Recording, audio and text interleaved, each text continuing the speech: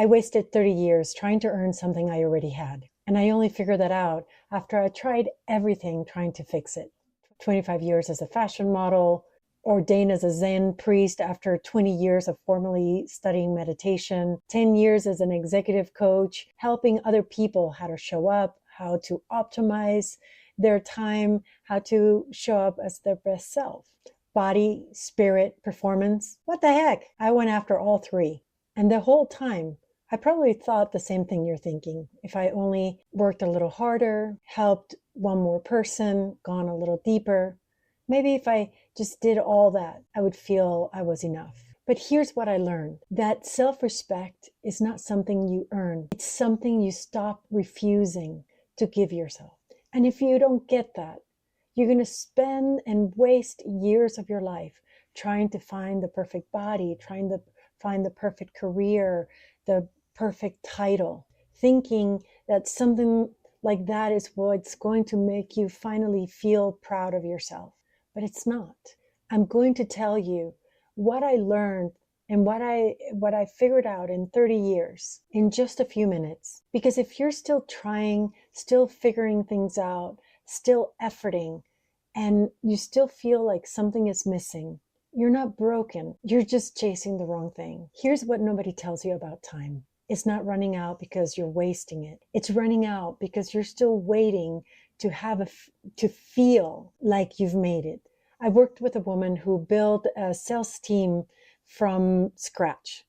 2 years in, high performing, consistent results, visible impact, and her people loved her. And she came to coaching saying, I feel like I'm pouring from an empty cup. She wasn't failing, she was delivering. She was 29, going on 30. She had built her way up, but then thinking, if I get that promotion, if I get my manager to see me, if I just get that validation to feel I belong here, I feel like I've made it. Except she had already arrived. She just couldn't let herself feel it. And that's the mind trap. You're 30, then you blink and suddenly you're 40, and fast enough you're 50, and you're still high performing, you're capable, you're still delivering, but you still don't feel like you've earned the right to stop proving yourself, to stop looking for external validation, to stop reaching for that title, for that idea. The time isn't running out because you're lazy. It's running out because you keep putting a condition in your own self-respect. And every year that goes back, you keep waiting on that permission that should come from outside that will never come. I know this pattern because I lived it. I worked as a fashion model for 25 years. I left Venezuela when I was 19 and I traveled the world, and I thought that career, and you could say the title and the experience was going to mean that I made it. I had the name and the beauty and the perhaps the status from little things of back in the day when, like, the airline miles and the status in the airline miles or in the hotel, or people just knew who you were. And I thought that meant a lot, but it didn't. So I went deeper. I left New York. I came to Colorado. I started this spiritual life that I thought I needed to go deeper. That if I then became my own person and deepened my spirituality, it would mean I would feel satisfied. I studied Zen formally. I even ordained as a Zen priest, thinking that would give me then the belonging or the permission to trust myself, but it didn't. Then I became an executive coach. I got certified. I have over 2,500 hours of coaching people, helping them perform, helping them optimize, worked with Google and Facebook and BlackRock, helping people carry the weight, make decisions. And I kept thinking, this is the one. This is the thing that is going to help me feel again that I've made it. Maybe there's a sense of substance, right? That I don't know if that's what it feels to you, but for me, I remember when I left New York and I was at a brew pub, and I was sitting next to. I lived in a small town in the mountains, and I was sitting next to the blacksmith. And I remember thinking I was so excited because it felt like he was a real person, that from my modeling life, it didn't feel so real. But I think that's what I mean. Like there's some substance, there's some permission or validation of my person that I was looking for. Um, so anyway, I was looking for that then in the title as an executive coach, working then for people that are having real jobs and real life problems, and we're solving real life solutions that have real life impact. But it didn't. But here's the thing I couldn't see. Every time I hit a goal, I would move the goalpost. Every credential, every cover of the magazine, or every milestone a client achieved, or a contract I received, even the ordained as a Zen priest, that I thought it would mean that I made it, that I would stop questioning myself.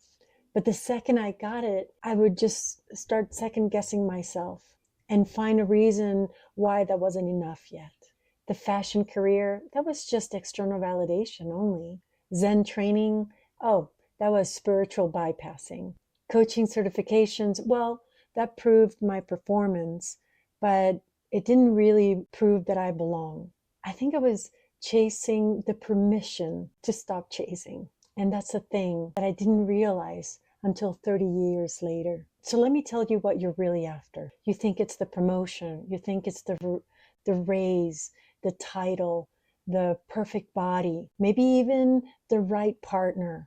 I even was talking to a client, and the right project, the right idea, but it's not. What you're actually chasing, it's self-respect. You're chasing the feeling that you've done enough to deserve your own approval. And here's why that never works. Every time you set a bar and you hit it, you move it higher. You set a new one. You tell yourself, well, when I become a manager, and then you become a manager, it's like, well, when I become a VP, and then when I become a director, and when I become a C-suite, or, well, I haven't proven enough, when I have my own company, when I'm my own entrepreneur. Or I mean, it could be also personal. I didn't have biological kids of my own. And for a long time, I thought, well, if I am not a mother, I won't prove that I'm woman enough, or that I'm capable enough. Okay, I can keep a job, and, well, maybe also keeping a marriage going. I was married and I got divorced, and I thought, oh, what a failure. I can't even keep a relationship. So, maybe what you're trying to aim is not only career wise, but just notice the pattern, and notice the seeking of that validation, that only if and when and how, and reflect on this and how you've been moving the goalpost. Because ultimately, once you get there, it's never what you thought it was. Why? Because it's just you. It's always you. You're the one that gets there.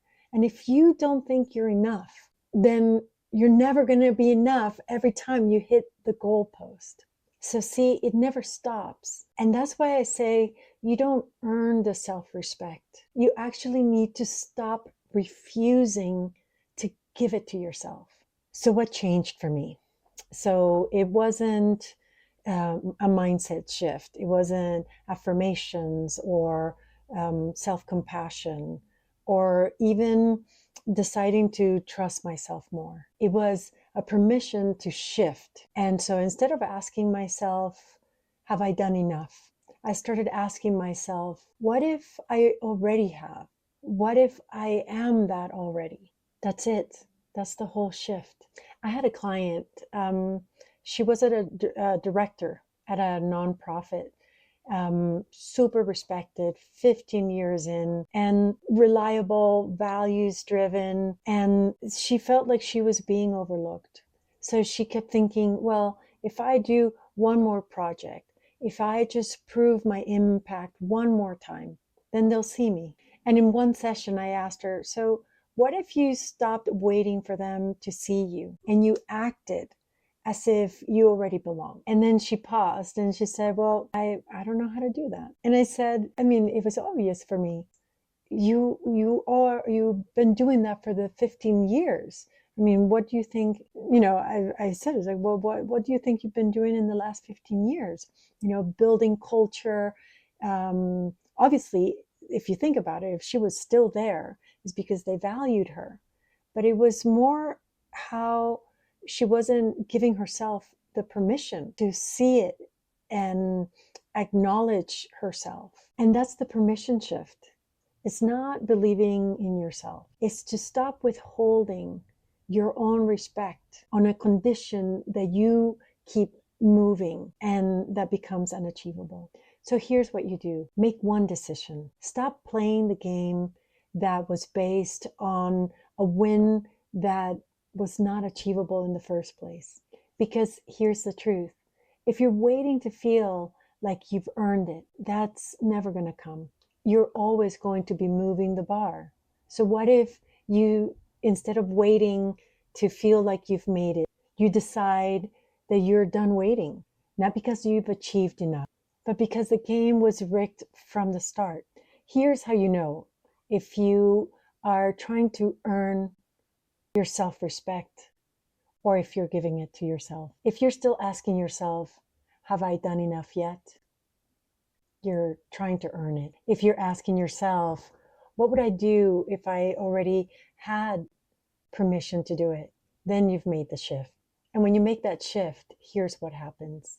You stop over preparing for meetings because you're trying to prove that you belong. You stop saying yes to things that don't feel aligned just because you're afraid that you're going to lose credibility. You stop second guessing decisions that you know they're right. You've already made up your mind, but you're waiting on external validation, which makes you to wait unnecessarily. You see where I'm getting at? You become more honest with yourself. You stop performing competence, or you stop performing and pretending that you are something that you're not. And instead, you start trusting your own capacity and what you know is right, and like in the quiet of you, the who you are. So it took me 30 years after leaving Venezuela, living in New York, traveling the world, living in a mountain town.